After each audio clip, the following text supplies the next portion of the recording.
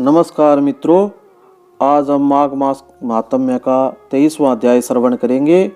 वेद निधि बोला, हे महर्षि, आपने इस पावन प्रसंग को सुनाकर हम सभी पर बहुत उपकार किया है। अब आप कृपा करके उस स्तोत्र को सुनाइए जिससे भगवान श्री हरि ने प्रसन्न होकर देवदूती को दर्शन दिए थे। तब लोमस जी ने कहा, हे ब्राह्मण, सुपात्र को धर्मोपदेश करने से जो प्रसन्नता होती है वही मुझे प्राप्त हुई है। अब तुम उस पावन स्तोत्र को सुनो। जिस स्तोत्र से देवदूती ने भगवान को प्रसन्न किया था वह सर्वप्रथम भक्तराज गरुड़ को प्राप्त हुआ था। गरुड़ जी से मुझे मिला वह है, हे विश्वरूप चक्रधारी भक्ति प्रिय दयावतार कृष्ण वासुदेव को नमस्कार है।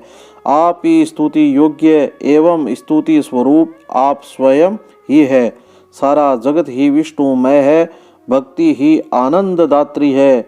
जिनके श्वासों से साग एवं सूत्र युक्त वेदों की उत्पत्ति हुई हो उसकी प्रसन्नता हेतु स्थान पर हम भक्ति ही प्रकट करते हैं। वेद भी जिसे नेति कहते हैं, जो वाणी एवं उनसे अगोचर है, उस प्रभु की स्तुति करना किसी की सामर्थ्य नहीं। त्रिदेव आप स्वयं है। ब्रह्मा बनकर उत्पन्न करते हो, विष्णु रूप में पालते हो और शिव रूप से संहार करते हो। आप ही परब्रह्म हो। हे महायोगी, आपको बारंबार नमस्कार है। आप सदैव ज्योतिमान हैं। आप ही सुख और आनंद को देने वाले हैं।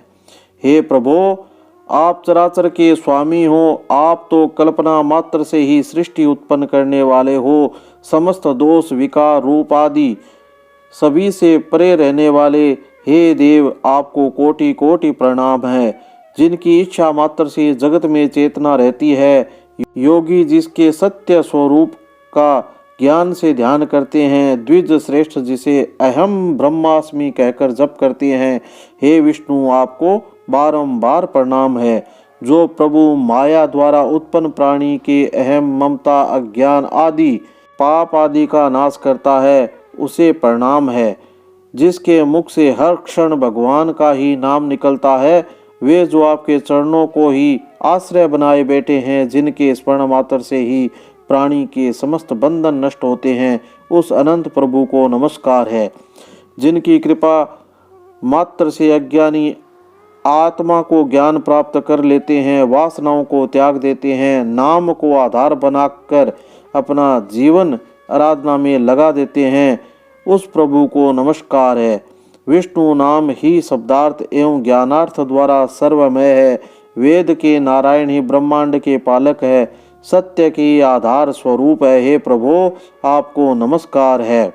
जो धर्म रक्षार्थ जड़ चेतन में निवास करता है, जो धर्म रक्षार्थ अवतार धारण करता है, जिसके ज्योति प्राणी मात्र में आत्मा स्वरूप विराजमान है, उन प्रभु को मेरा नमस्कार है। हे सर्वज्ञ, आपने एक होते हुए भी अनेक स्वरूप देव रूपों में प्रकट किए हैं। कण कण में व्याप्त होते हुए भी प्राणी को माया में भरमा रखा है। स्पष्ट रहने वाले प्रभु को मेरा नमस्कार है। आपने ही जगत की रचना की है। माया में पड़ा प्राणी आपके स्वरूप को नहीं पहचान सकता। चराचर और माया में रहते हुए भी आप सबसे अलग ही रहते हो। उन प्रभु को मेरा प्रणाम है। चारवाक पंच तत्वों के मिश्रण से उत्पन्न जिस चेतन की उपासना करते हैं उसे स्वगत तर्क द्वारा क्षण भंगुरा बुद्धि कहते हैं।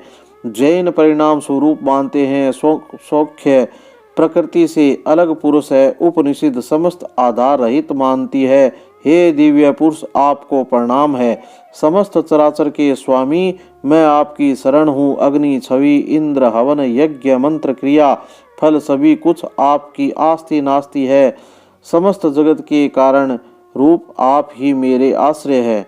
आपकी भक्ति में मैं रम चुका हूँ। आपकी शरण में आया महानतम पापी भी पाप मुक्त हो जाता है। प्राणी की उस समय तक मुक्ति नहीं होती जब तक आपकी शरण में नहीं आता। आपका स्पर्श असंभव है। संग और मोह से रहित मुनिजन ही आपको पाते हैं। ऐसे दयालु भगवान, आपको नमस्कार है। प्रभु कृपा से प्राप्त सुख सौभाग्य ऐश्वर्य मोक्ष एवं लक्ष्मी प्राप्त होती है। उन सभी के स्वामी प्रभु को नमस्कार है। जन्मादि भावों से रहित, काम क्रोध लोभ मोह अहंकार द्वेष से दूर रहने वाले हरि को नमस्कार है। जो भगवान अज्ञान अविद्या पाप को नाश करने में समर्थ है, उस प्रभु को नमस्कार है। चराचर में व्याप्त सत्य रूप मुझ पर प्रसन्न होकर मुझे दर्शन दे। हे विप्र, इस स्तोत्र के पाठ द्वारा ही देवदूती ने भगवान को प्रसन्न कर दर्शन प्राप्त किए थे। वह इसी स्तोत्र का पाठ करता रहा। इस स्तोत्र के श्रवण तथा कीर्तन से प्राणी को अश्वमेध यज्ञ के फल की प्राप्ति होती है। ब्राह्मण को आत्मविद्या की प्राप्ति होती है। प्राणी की समस्त इंद्रियां स्वस्थ होती है और समस्त पाप नाश होते हैं। प्राणी को वैकुंठ की प्राप्ति होती है। नित्य पाठ करने से पुत्र पौत्र पौत्र धन आदि की वृद्धि होती है। धर्म अर्थ काम मोक्ष में से इंचित कामना प्राप्त होती है। इसे श्रवण करने से बुद्धि निर्मल होती है, पापों का नाश होता है, दुष्ट ग्रहों की शांति होती है, समस्त व्याधि स्वतः नष्ट होती है। द्विजातियों को इसका पाठ अवश्य करना चाहिए।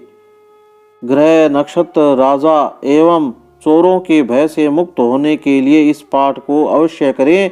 इसके पाठ से भूत प्रेत आदि का भय नष्ट होता है, वह निर्विकार रहित होता है, प्राणी की सारी चिंताएं दूर होती है।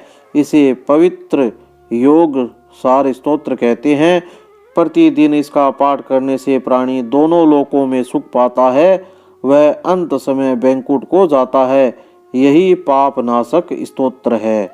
मित्रों, अब 24वां अध्याय हम अगली कड़ी में श्रवण करेंगे। धन्यवाद।